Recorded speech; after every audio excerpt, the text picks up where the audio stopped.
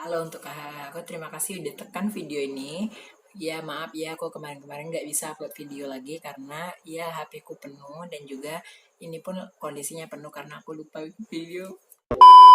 Guys, jadi di video kali ini aku bakal bahas tentang Playgue Dokter. Dokter yang melayani semua pasien akibat wabah-wabah pada abad pertengahan, menangani pasien-pasien terjangkit wabah, Black Death, mematikan pada abad ke-14, yaitu abad pertengahan. Salah satunya adalah wabah Black Death yang membunuh sebagian besar populasi di Eropa, sebagian besar nggak seluruh. Meskipun berlabel dokter, tapi Playgue Dokter ini enggak lah, dia pendidikan dokter dulu, jadi mereka nggak handal di bidangnya, nggak profesional jadi dokter. Playgue dokter juga tidak menyembuhkan pasiennya. Jadi dia tuh cuma nengok-nengokin aja, pasiennya tuh ditengokin, oh ini nanti sembuh, ini enggak, ini mati, ini tuh enggak ya. Tetapi hanya sering mencatat jumlah korban yang mati, yang terjangkit, yang sembuh, mungkin ada yang sembuh ya. Yang mencatat jumlah korban yang telah terkontaminasi oleh virus Black Death untuk tujuan demografis. Nah, untuk kakak aku karena ini lagi di rumah aja, gerakan di rumah aja, hashtag di rumah aja, kalian aku harap untuk di rumah aja, jika rajin-rajin cuci tangan dan jika keluar itu kalian gunakan masker ya. Aku pun jarang keluar sekarang.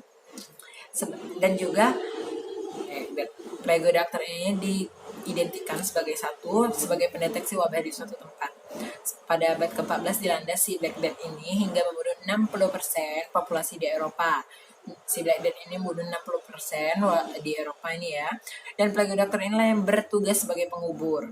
Namanya aja dokter, tapi nggak bisa dokter pun. Kecenderungan malpraktik membuat para Playgue Doctor mendapatkan kebebasan untuk melakukan praktik-praktik yang dilarang masa itu, salah satunya otopsi. Jadi misal ada dia tuh oknum-oknum yang nggak bertanggung jawab, oh rame kali di luar ya, oknum-oknum yang nggak bertanggung jawab untuk melakukan otopsi dengan mayatnya, karena otopsi itu zaman dulu nggak boleh, masih dilarang. Terus yang ketiga adalah isu malaikat maut.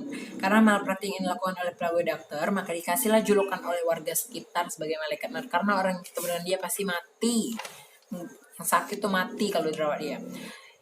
Nah, pakaiannya pun nanti aku kasih di sini. Nah, itu ya. Nah, itu tuh.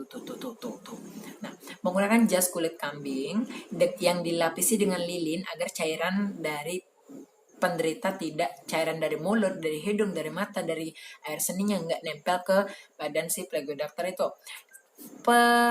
Perancangnya itu adalah Charles de Olmy. Nah, di sini nanti mukanya. Menjadi atasan Playgue Doctor dengan ciri khas topi kulit yang masa itu identik dengan dokter. Jadi abad ke-14 tuh dokternya tuh identik pakai topi. Terus yang kedua yaitu paruh burungnya. Paruh burungnya itu tuh nanti dikasih lah desa-desa di bunga, rempah-rempah, daun mint untuk agar bau mayatnya dan virus-virus tuh mati dalam hidungnya tadi tuh. Terus yang ketiga itu adalah tongkat. Dia bawa tongkat. Tongkat itu tuh untuk berinteraksi dengan pasien-pasiennya agar tidak terjadi kontak kulit dengan pasien atau sebagai alat bela diri bagi si Playgue Doctor itu. Nggak keluar bahasa daerah aku ya. Nah, pada zaman dahulu orang tuh bilang udara-udara kotor tuh dapat cepat menyebabkan wabah. Nah, itulah intinya ya. Cara pengobatannya itu pun unik, bukan unik, aneh bener. Yang pertama yaitu melukai pasien yang dengan darahnya mengalir karena adanya kepercayaan darah yang mengalir itu dapat mengeluarkan racun-racun.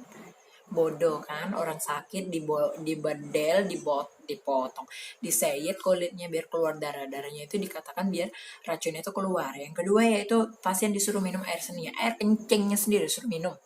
Orang sehat pun nggak mau, apalagi orang sakit tambah sakit mati ujungnya.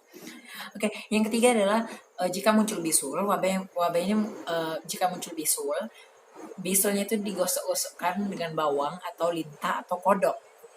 Yang keempat adalah bukan malah baik ya. Cara yang keempat ini disuruh minum air rasa. Setelah diminum air rasa, dipanggang lah itu biar virusnya itu panas keluar ibu.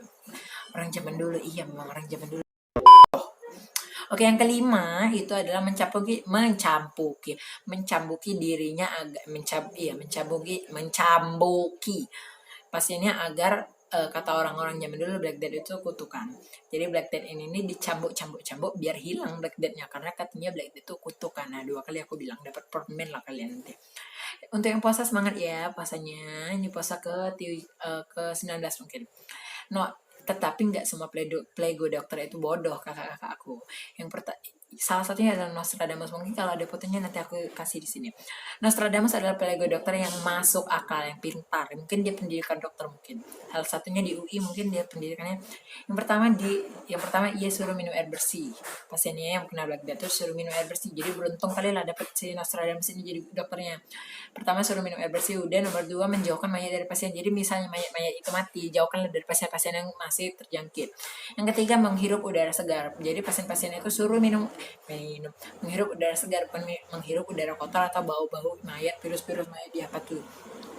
Yang keempat tidak melukai diri pasien. Astagfirullah, apa itu, serius aku takut. Tetapi siapa sih yang nggak tahu SCP yang katanya Secure Contain Protect atau SCP Foundation merupakan salah satu organisasi pemerintah yang melakukan sebuah pengujian terhadap salah satu eksperimen yang sengaja diciptakan. Salah satunya adalah Secure Content Protect 49 menyebabkan dia nih bentuknya pelago dokter tapi dia ciptaan manusia gitu. Nah, nanti aku kasih fotonya di sini ya. Menyebabkan semua fungsi, jika kita sentuhan dengan dia, menyebabkan semua fungsi biologis tubuh. Mata gak bisa melihat, hidung gak bisa mencium, bibir gak bisa ini, lidah gak bisa merasa, tangan gak bisa meraba, telinga tidak bisa mendengar, di tubuh kita akan mati ketika bersentuhan dengan kulit si SCP-049 ini. Yang kedua, ketika ia diwawancarai, ia menyesal karena telah membunuh The Pestilence. Mungkin dari kakak-kakak aku tahu Pestilence itu apa? Komen lah di bawah ya.